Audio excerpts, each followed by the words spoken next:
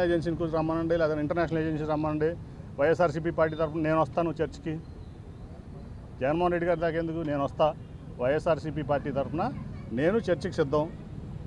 కాకపోతే ఈనాడు, జ్యోతో, TV5 లేకపోతే ఒక పొల్యూటెడ్ పోలరైజ్డ్ మీడియా కాదు కదా చర్చకి. ఏది డెవలప్మెంట్ కాదు చెప్పేది. రమ్మనండి, ఒక నేషనల్ ఏజెన్సీని రమ్మనండి, లేదా ఇంటర్నేషనల్ ఏజెన్సీ రమ్మనండి, లేదా ఈవెన్ వన్ తీసుకొచ్చి రమ్మనండి. నేను చర్చకి వస్తాను మా పార్టీ తరఫు నుంచి.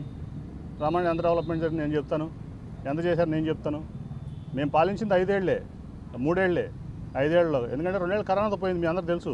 ఇప్పుడు వాలంటీర్ సిస్టమ్ ఎంత బాగా పనిచేస్తుంది, సచివాలయ వ్యవస్థ ఎంత బాగా పనిచేస్తుంది. ఈ ప్రపంచంలో ఎక్కడ కూడా రాష్ట్రానికి ఒక సచివాలయం చూసాం. ఇవాళ 15,000 విలేజ్లో ఆల్రెడీ సొంత భవనాలు 11,000 చిల్లర ఉన్నాయి. మిగతా దాదాపు 20,000 పైన సచివాలయాలు వచ్చినాయి. 20,000 చిల్లర సచివాలయాలు వచ్చినాయి.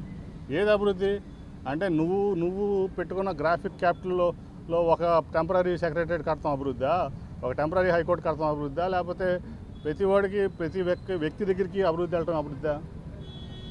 నేను చెప్తున్నా రమ్మను, మా పార్టీ తరఫున నేను వస్తా. ఏ నేషనల్ ఏజెన్సీని పెడతావా, ఇంటర్నేషనల్ ఏజెన్సీని పెడతా రమ్మను.